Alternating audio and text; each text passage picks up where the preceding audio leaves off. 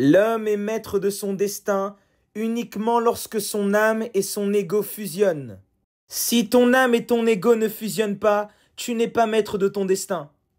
Tu crois que tu décides quelque chose, mais en réalité tu es influencé par des forces extérieures. Soit tu suis ton âme et tu es souverain, soit tu es manipulé par des entités qui utilisent tes désirs, tes émotions et tes peurs contre toi. La société, les dogmes religieux, les anges déchus, tous cherchent à détourner ton énergie. De Montréal, il disait « L'homme inconscient ne pense pas, il est pensé ». Sans maîtrise intérieure, vous êtes des vulgaires pions de la société, tout simplement. L'homme croit souvent qu'il peut tout accomplir par sa volonté personnelle. Mais cette idée est une illusion si elle est guidée par l'ego fragmenté. Seule la volonté de l'âme peut tout réaliser. Seule la volonté de l'âme. Seule la volonté de l'âme est omnipotente, car elle est alignée avec les lois cosmiques et l'équilibre universel. L'ego, lorsqu'il est désaligné, il veut forcer les choses. Il veut manipuler la matière. Il veut imposer une trajectoire qui ne lui appartient pas.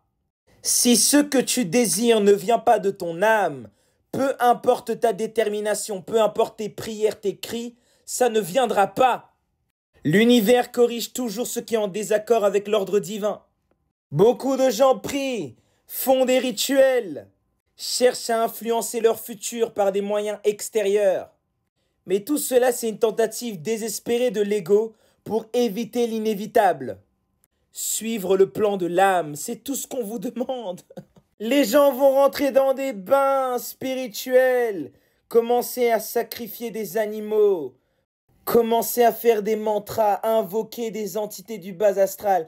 Tout ça, c'est fait parce qu'ils ne veulent pas suivre le plan de l'âme. Vous vous infligez du karma. Vous rentrez dans des choses que vous ne maîtrisez pas pour pleurer après. Lorsqu'un homme tente de créer un futur qui n'est pas en accord avec son essence profonde, il génère des épreuves inutiles. Il génère de la souffrance inutile.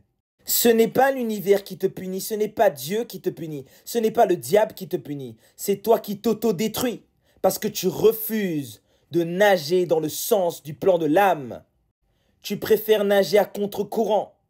De Montréal, il disait « L'homme souffre uniquement parce qu'il s'obstine à suivre une direction qui n'est pas la sienne. » Chaque fois que l'ego lutte contre l'âme, il provoque une guerre intérieure qui se manifeste extérieurement par du chaos. L'âme voit dans le futur. Elle sait ce qui est bon pour toi avant que tu lui demandes. Vos coachs du développement personnel, vos gourous qui vous disent qu'il faut manifester, visualiser, ils vous font croire que l'ego peut tout, mais ce n'est pas vrai. C'est absolument faux. Le but n'est pas de tuer l'ego, mais de le réaligner avec son âme. Lorsque l'ego se libère des interférences et s'aligne avec l'âme, il devient un outil puissant d'accomplissement. La véritable manifestation n'est pas un caprice de l'ego, mais une réception vibratoire de l'âme. La visualisation authentique n'est pas une construction mentale forcée. Non, ça c'est les conneries qu'on vous raconte tous les jours sur ce réseau. La visualisation authentique est une révélation spontanée, envoyée par l'âme sous forme de flash, d'intuition ou de ressenti profond. C'est ça la vérité.